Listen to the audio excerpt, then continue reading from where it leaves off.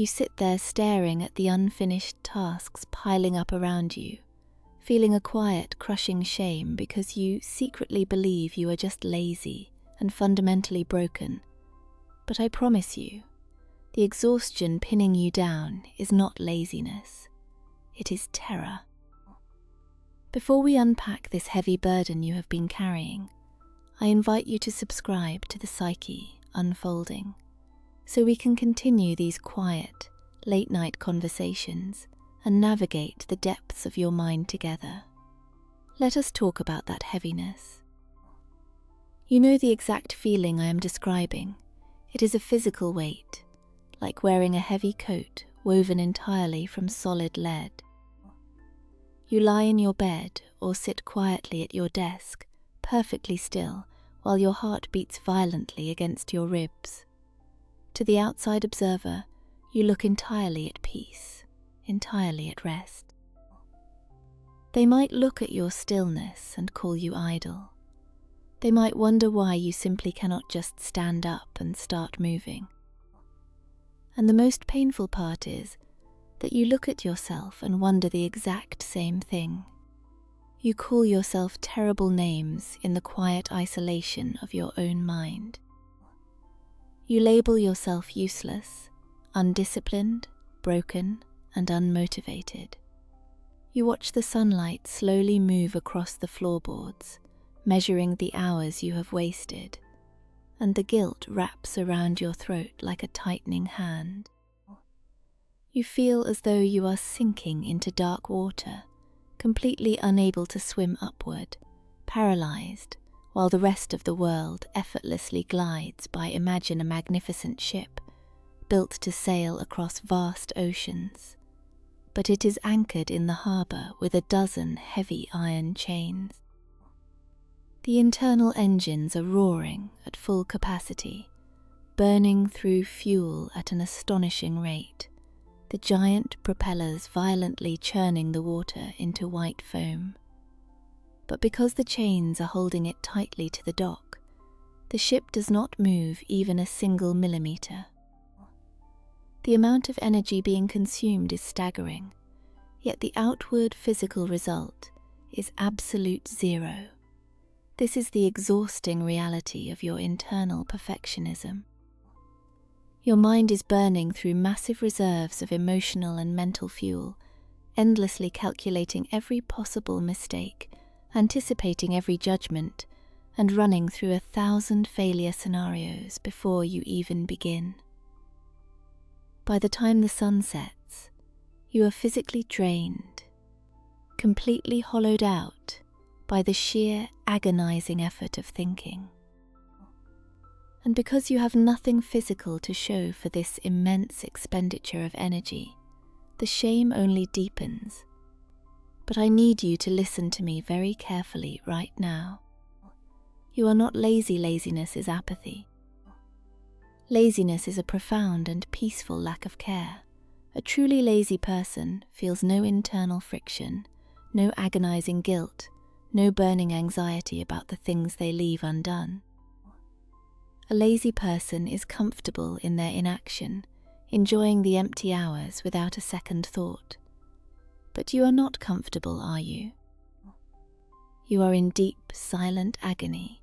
You care so deeply, so intensely about the outcome of your actions, that the sheer, crushing magnitude of your own expectations has short-circuited your ability to move. Imagine a beautiful, intricate clockwork mechanism composed of 100 delicate gears.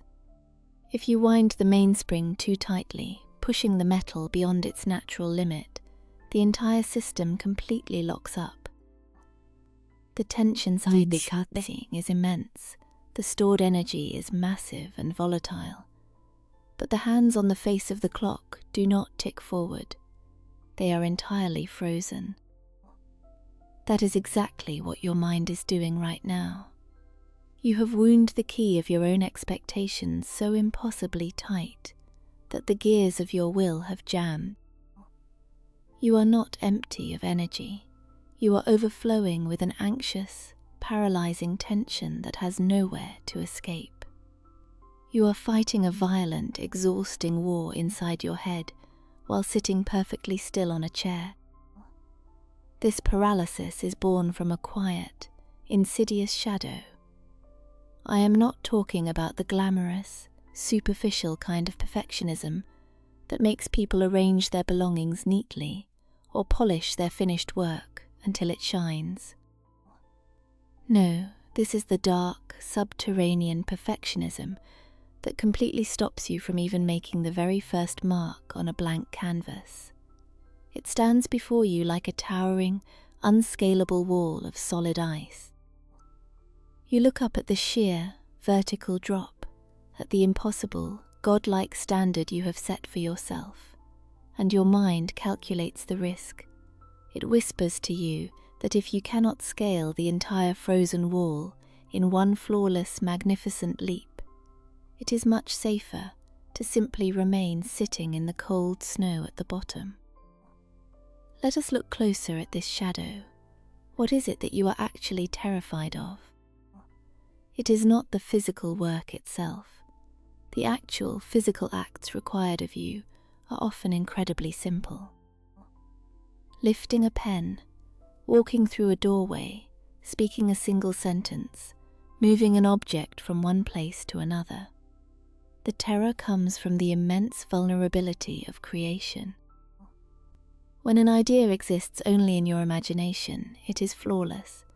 It is a pure, glowing sphere of infinite potential, untouched by reality, safe from criticism, and entirely safe from failure. But the exact moment you attempt to bring that beautiful idea into the harsh, physical world, it loses its pristine perfection. The sentence you write on the page is clumsy and awkward compared to the flowing poetry in your head. The steps you take are stumbling and heavy compared to the weightless grace you imagined. Physical reality is inherently messy, asymmetrical, deeply flawed, and painfully permanent. By doing nothing, by remaining completely paralyzed in your chair, you are secretly protecting that perfect potential. If you never actually finish the project, it can never be judged as mediocre by anyone, not even yourself. If you never take the first step onto the path, you can never stumble and fall in front of watching eyes. Your frustrating inaction is actually a highly sophisticated defense mechanism. It is your own mind acting like an overly fearful protector, locking you inside a dark, heavily armored room so you never have to face the scraped knees, the bitter disappointments, and the bruised ego of the outside world. But the room is slowly running out of breathable air, and the room is slowly running out of breathable air.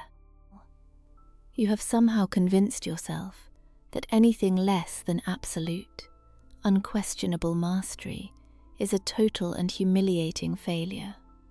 You believe that if a thing is not brilliant from the very first moment, it is entirely worthless. Think about how incredibly cruel that internal rule is. Imagine walking up to a small child who is just learning how to walk and demanding that they perform a flawless, complex dance routine on their very first attempt. Imagine punishing that child with bitter, hateful insults when they inevitably lose their balance and fall to the floor. You would never, ever be so cruel to another living being. You would offer them patience, a gentle hand, and warm encouragement. Yet this brutal, unforgiving dialogue is the exact conversation you have with your own soul every single day. You are endlessly whipping a tired horse and wondering why it cannot fly. It is time to forgive yourself for being human. The heavy, stone-filled backpack you have been dragging around for so long, filled to the brim with the heavy rocks of impossible expectations, is not yours to carry anymore. We must gently pry your tired fingers open and let that crushing weight drop to the damp earth. To do this, You have to actively grieve the fantasy of the perfect outcome you must mourn, the flawless, untouchable masterpiece that will never, ever exist, so that you can finally give birth to the beautiful, messy, breathing reality of what you can actually create in this world. As we walk through this gentle healing process together, if you feel the tight grip of that old anxiety starting to loosen even a fraction, I gently remind you to subscribe to the Psyche Unfolding. Let our quiet space be a safe harbor for your mind, so we can keep finding these gentle moments of clarity and deep peace in the noisy chaos of life. Think of a beautiful old woven tapestry. If you only look at the front, you see a pristine, perfectly organized image. But if you turn it around and look at the back, it is a chaotic mess of tangled threads, confusing knots and frayed ends. You have been demanding that your life and your work look like the front of the tapestry from the very first stitch, completely forgetting that the messy chaos on the back is structurally required to hold the beautiful picture together. You must allow yourself the necessary freedom to create the tangled knots. Now, I want you to close your eyes and imagine stepping out of a thick, cold, suffocating fog into a clear, sunlit forest. The air is suddenly crisp and clean, filling your lungs with a sweet lightness. You look down and you can finally see the ground beneath your feet. It is not a paved, perfectly smooth road of flawless marble. It is a simple dirt path, deeply uneven, scattered with twisted roots, fallen branches, and dry leaves. But it is solid, it is real. It is waiting patiently for your footsteps, exactly as you are right now. You do not need to take a massive, terrifying leap to move forward. You only need to gently shift your physical weight. The true antidote to your deep paralysis is not a sudden, explosive burst of heroic motivation. Motivation is a fickle, unreliable weather pattern, rolling in and blowing away with the changing wind. The true, lasting antidote is permission. You must give yourself the radical, deeply terrifying permission to be completely average. Give yourself absolute permission to do a terrible job. Write a dreadful, ugly paragraph. Paint a muddy, confused picture. Sweep a floor badly and leave some dust hiding in the corners.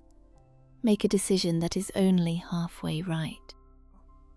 Sing completely out of tune. There is a profound, liberating magic in lowering your standards all the way down to the floor. When you finally stop demanding a masterpiece from yourself, the frozen, locked gears of your mind finally hear a quiet click. The unbearable tension releases. The hands of the clock begin to slowly tick again. Motion naturally breeds more motion. A flawed, clumsy, deeply imperfect step forward is infinitely more powerful and beautiful than standing perfectly still in the cold shadow of an impossible ideal. You will slowly find that once you are in motion, the overwhelming fear shrinks. The terrifying monster that looked so huge and menacing in the dark is revealed to be just a fragile shadow cast by your own anxious mind. You are capable of such wonderful, deeply meaningful things, precisely because you are flawed. Your imperfections are not mistakes to be violently erased. They are the unique, rough textures that make your life grip onto reality. They are the beautiful cracks in the heavy armor through which the warm light finally enters your soul. Take a moment right now to breathe in slowly. Notice how the air naturally fills your lungs without any conscious effort or painful struggle. You do not have to breathe perfectly to stay alive. Your body simply takes exactly what it needs. Naturally and rhythmically treat your actions and your daily tasks the exact same way. Just take what you need for this single fleeting moment. Let the grand, overwhelming visions of the distant future dissolve completely into the quiet, simple reality of the very next small task in front of your hands. You are not lazy, you never were lazy. You are just a deeply caring, sensitive soul who got lost in a dark maze built of impossibly high walls. But now, you have finally found the golden thread that leads out of the labyrinth. You can finally let go of the heavy tension. You can lower your shoulders away from your ears and let your muscles soften. The brutal war against yourself is officially over. You do not have to be flawless anymore, not today, and not ever again. You only have to be here, breathing softly, taking one imperfect, beautiful step at a time. The world does not demand your impossible perfection. It only ever needed your quiet, genuine presence. You can lay the heavy burden down now and simply rest in the gentle, continuous motion of being alive.